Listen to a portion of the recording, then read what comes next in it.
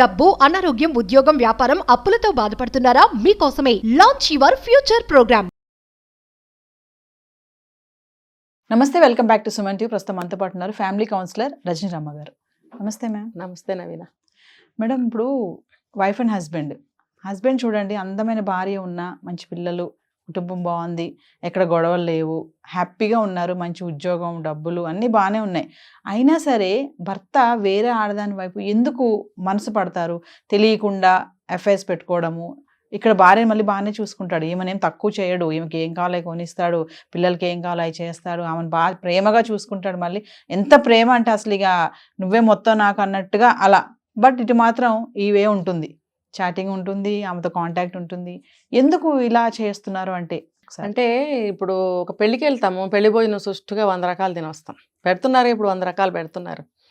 మరి లేకపోతే ఒక ఫ్రెండ్తో ఎక్కడికన్నా వెళ్తాము, ఎక్కడన్నా తినాల్సి వస్తుంది. లేకపోతే లేట్ అయింది, ఒక హోటల్లో తిన్నాం. లేకపోతే ఇవాళ మా ఆవిడ కొంతమందికి ప్రతిరోజు వంట ఏంటని అడిగే అలవాటు ఉంటుంది. ఆవిడే పప్పు వంకాయ అందనుకోండి, అబ్బాయి ఇవాళ ఏం తింటాంలే పప్పు వంకాయ, బయటికి వెళ్ళి తినొద్దాం. అంతే. ఇది కూడా ఏమవుతుంది? నాకు ఆవిడంటే ప్రేమ లేదా?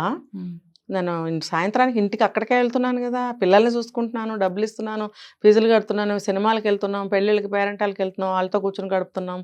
వెళ్తే తప్పేంటి? ఇందులో తప్పేముంది అనుకుంటున్నారు. అంటే ఒక బంధానికి ఇక్కడ విలువ లేదు. అంటే ఒక సామెత ఉందిలే, పండగ రోజు కూడా పాత మొగుడేనా అని. అక్కడ కూడా క్లాజ్ పెట్టారు. మరి ఇక్కడ ఇలా చేసే వాళ్ళకి ఏం క్లాస్ పెట్టాలి? ఇప్పుడు ఒక సంబంధం, అక్రమ సంబంధం పెట్టుకుంటే మరి ప్రతిరోజు వెళ్తారు కదా. మరి ఇక్కడ ఏ క్లాజులు లేవు అంటే తప్పేముంది ఇందులో? ఇంక కొత్తగా ఏమన్నా అంటే మనకి చట్టాలు వచ్చాయి, ప్రతిరోజు చెప్తున్నాయి. చట్టాలు ఎందుకు వచ్చినాయిరా బాబు, దేనికి వచ్చినాయి? అది ఎందుకు తెలుసుకోరు? అది తెలుసుకోండి ఫస్ట్. అది ఎవరి కోసం పెట్టారు, ఎందుకు పెట్టారు, ఏ సందర్భంలో పెట్టారు అని తెలుసుకోండి ఫస్ట్. అంతేగాని మీరన్నట్టు అందమైన కుటుంబం, అన్నిటికీ సహకరించే భార్య, అందమైన భార్య, ఆదర్శవంతమైన కుటుంబం నీకు ఉన్నప్పుడు ఎందుకు వెళ్ళాలి అని అంటే అక్కడ మీరు బంధానికి విలువ ఇవ్వటల్లా. తప్పేముంది అనుకుంటున్నారే తప్ప, చట్టాలు చేశారు కదా తప్పేముంది, 1కి 4 ఉంటే తప్పేముంది.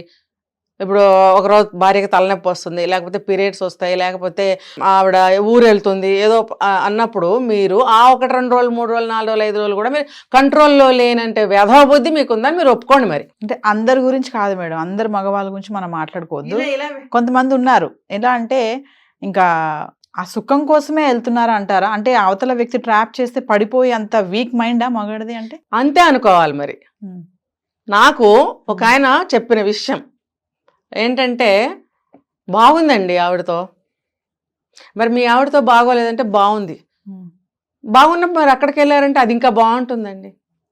దీనికి ఏంటి సమాధానం అంటే, నువ్వు వెళ్ళి ఆ గోతులో ఆ పెంటలో దిగిన తర్వాతే కదా అది నీకు బాగుంది అని తెలిసింది. అసలు నువ్వు ఎందుకు దిగాలి? ఎందుకంటే మీరు అన్నట్టు మగాడి బుద్ధి చంచలమైన బుద్ధి, నీకు బుద్ధి చంచలంగా ఉంది కాబట్టే నువ్వు ఆ రొచ్చులోకి, ఆ రొంపిలోకి, ఆ పెంటలోకి నువ్వు దిగావు. దిగిన తర్వాత ఇప్పుడు వంటలు 4 చేస్తారు, 4 వంటలు బాగుంటాయి. అందుకని నువ్వు రోజు వాళ్ళ ఇంట్లో తినొస్తావా? ఇంటికి వచ్చి నీ భార్య వండింది తింటావా? అర్థమవుతుందా? బాగుందని రోజు 4 పంపిస్తే బాగుండు వంటలు, లేకపోతే 4 ఇళ్ళకి వెళ్ళి తింటావా? ఇది కూడా అంతే. బాగుందని నువ్వు వెళ్తావా? లేకపోతే బాగుంటుందేమో అనుకుని వెళ్తావా? అసలు నీకు థాటే రాకూడదు. వచ్చింది అంటే అది నీ బుద్ధి మంచిది కాదు. నీకు భార్య అంటే చచ్చే ప్రేమ ఉంది, పిల్లలంటే నాకు ప్రాణం అని నువ్వు ఎన్ని మాట్లాడినా కూడా నీ బుద్ధి మంచిది కాదు, నువ్వే నిరూపించుకుంటున్నావు. రేపొద్దున నీ భార్య బిడ్డలకు తెలిసినప్పుడు పురుగులాగా చూస్తారు, నిన్ను ఎంత నీచంగా చూస్తారు. అది కావాలి మరి వాళ్ళకి. కొంతమంది అడుగుతారు మేడం, ఇంకా అంటే సిమ్టమ్స్ తెలిసిపోయి భార్య కనుక అడిగింది అనుకోండి, సమాధానం ఏముంటుందంటే, అంటే నా మీద నీకు నమ్మకం లేదా, నన్ను ప్రేమించట్లేదా, నన్ను ఇలా అనుమానిస్తున్నావా, నీకేం తక్కువ చేశాను, నేను ఎంత బాగా చూసుకుంటున్నాను కదా, నువ్వు ఎలా ఆలోచిస్తున్నావు అలాగా. అంటే ఇంకా ఆల్రెడీ దొరికిపోయినట్టే అతను. అప్పటికి ఇలా మాట్లాడతారంటే అక్కడ మళ్ళీ భార్యని మోసం చేస్తున్నట్టే కదా.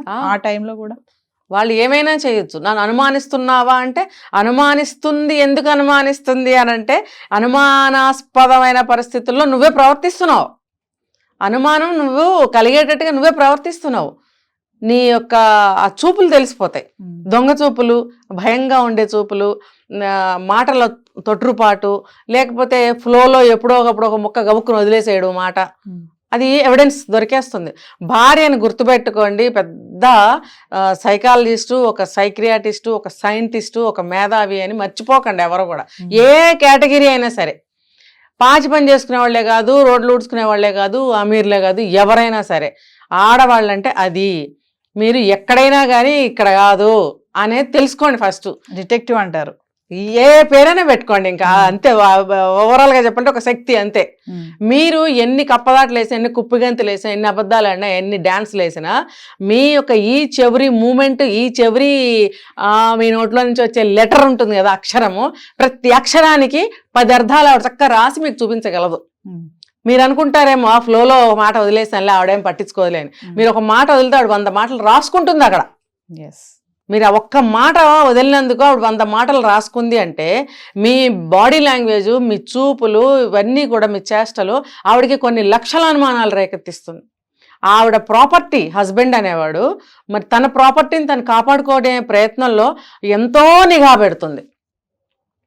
ఈ టైంకి ఆఫీస్ వదులుతారు, ఈ టైంకి రోడ్డు మీద టైం పడుతుంది, ఈ టైంకి ఇంట్లో ఉండాలి కదా, అమ్మో ఎక్కడున్నాడు, ఇమీడియట్లీ స్ట్రైక్ అయిపోద్ది.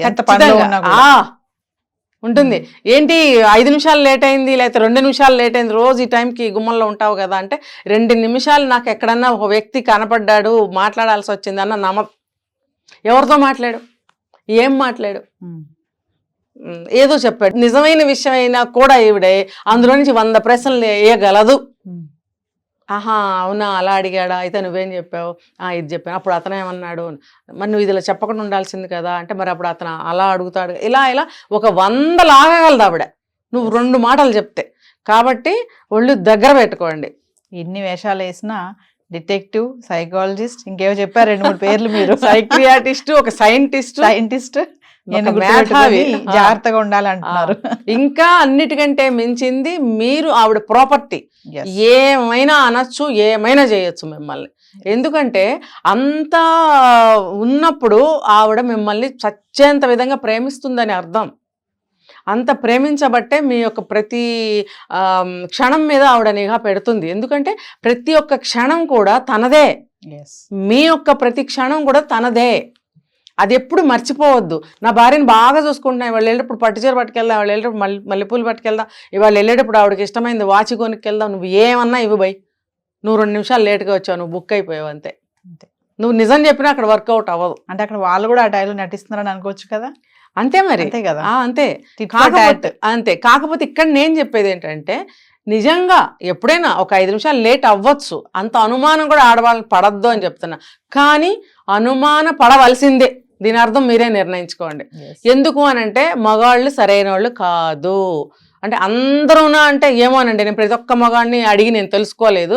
దాదాపుగా ఈ మగ బుద్ధి భగవంతుడే చెప్పాడు, మగాడు కొంచెం ఎక్కువ, మగాడికి కొంచెం బుద్ధి ఉంటుంది అని భగవంతుడే మనకి పురాణాల్లో చరిత్రలో చెప్తున్నప్పుడు మనం ఎంత మాత్రంలో దాని ముందు. ఇప్పుడు మగాళ్ళందరూ అనొచ్చు, రజనీమ గారు ఏంటి ఇలా మాట్లాడుతున్నారు, మగాళ్ళందరూ ఇంతేనా అంటే, ఏమండి మీ మనసుని తరచి ఒక ప్రశ్న అడగండి. మూలనున్న మంచంలో ఉన్న ముసలాయన్ని కూడా పెళ్లి చేసుకుంటావా తాత అంటే, నాకు పిల్లని ఎవరిస్తారు అంటాడంట. కానీ నాకు ఈ వయసులో పెళ్ళేంట్రా, నోరుమూయంట్రా, పిచ్చి వేధవల్లారా అని ఒక్కళ్ళని అంటారా? అది ఒక్కటి చాలు నిదర్శనం మగబుద్ధి ఇది గురించి చెప్పడానికి. ఇప్పుడు ఎదురుగుండా ఒక ఆడ మనిషి వెళ్తుంది అని అంటే చూడకుండా తల తిప్పుకునే మగాడు ఎవడన్నా ఉన్నాడా? లేరు. కానీ ఒక మగాడిని చూసి తల తిప్పుకునే ఆడవాళ్ళు ఎంతో మంది ఉన్నారు. కావాలంటే మీరు టెస్ట్ చేసుకోండి. ఈ ధర్మిల మగబుద్ధి అని నేను మాట్లాడుతున్నాను. ఇంకా మీరే నిర్ణయించుకోండి, అందులో మీరు ఉన్నారా లేదా, నాకు మీరే నిర్ణయించుకోండి. కామెంట్ బాక్స్లో పెట్టండి, తిట్టుకోకండి. ఎందుకంటే ఈ జీవితం అంతా కూడా మన చేతిలో ఉంది. ప్రాక్టికల్గా జీవించాలి. మన కుటుంబాన్ని మన చేతులతో మనమే నాశనం చేసుకుంటామా? మళ్ళీ ఇంకో పక్కకు వస్తున్నా, ఇప్పుడు ఇంత అడ్వాన్స్ అయిపోయినాయి ఈ రోజుల్లో, అమ్మాయిలు ఇంతంత గుడ్డలు వేసుకొని తిరుగుతామో, లేదంటే 10 మంది అబ్బాయిలతో తిరుగుతామో, మేము పెళ్లి చేసుకోము అంటే కూడా ఈ కాలంలో ఇప్పుడు ఇది సబబే. మీరు ఎప్పుడు పుట్టారు? మీరు దీనికి అన్వయించుకునే అర్హత మీకు లేదు. మీరు ఎప్పుడు పుట్టారు? మీరు దేనికి విలువిస్తూ ఇప్పటి వరకు బ్రతికారో వాటికి మీరు విలువలు ఇస్తూ వెళ్ళండి. మీరు ఎంత చెప్పినా కూడా మీ పిల్లలు ఇలా వెళ్తున్నప్పుడు, ఇప్పుడు సమాజం, ఇప్పుడు ట్రెండ్ ఇలా ఉంది కాబట్టి వాళ్ళని అలా వదిలేయండి. వాళ్ళు పెళ్లి చేసుకుంటారో, మాన్తారో, 3-4 మారుస్తారో, అది ఈ తరానికి సూటబుల్. అది చేసుకోనివ్వండి. మీరు చేసుకోరు కదా, మీరు చేసుకోకూడదు కదా, మీరు చేసుకోలేరు కదా, మీరెందుకు చేయాలి?